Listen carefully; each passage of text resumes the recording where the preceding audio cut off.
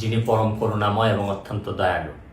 আপনারা যারা আমার ফ্যান ফলোয়ার আছেন, বিভিন্ন সময় বিভিন্নভাবে আমার উপর কষ্ট পেয়েছেন, তাদের উদ্দেশ্যে একজন সাবেক এমপি হিসাবে আমি দুটি কথা বলতে চাই।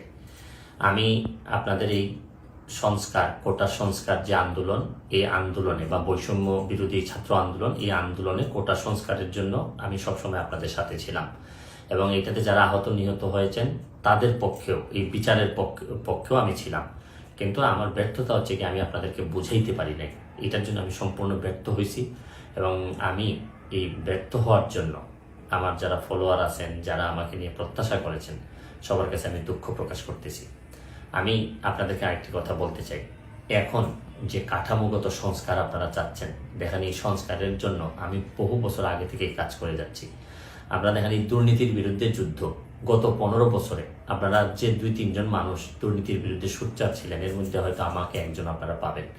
আপনারা জানেন যে আমি এস আলমের বিরুদ্ধে নিজে বাদী হয়ে মামলা করছি টাকা পাচারের জন্য। আপনারা জানেন যে আওয়ামী লীগের বর্তমান কমিটির যিনি প্রচার সম্পাদক আব্দুস সুবহান গোলাপ, তার আমেরিকাতে 9 বাড়ি থাকা নিয়ে আমি নিজে বাদী হয়ে মামলা করছি।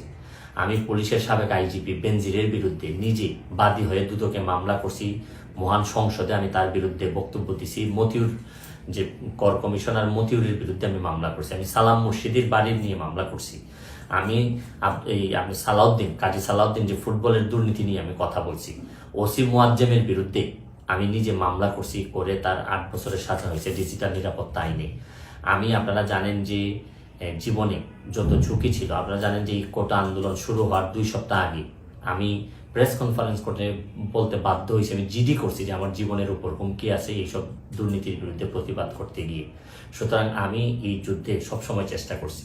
এখন আপনারা যারা যে যুদ্ধ শুরু করছেন, ছাত্র জনতার নেতৃত্বে যে যুদ্ধ, এই যুদ্ধে আমি মনে করি যে দুর্নীতির বিরুদ্ধে যুদ্ধ, এই যুদ্ধে আমি আপনাদের সবসময় আমি আপনাদেরকে দোয়া করি যে আমি যতদিন আসি চেষ্টা করে যাব দুর্নীতির বিরুদ্ধে এই যে যুদ্ধ, এই যুদ্ধে সবসময় শরীর থাকার আমার জায়গা থেকে আমি চেষ্টা করব।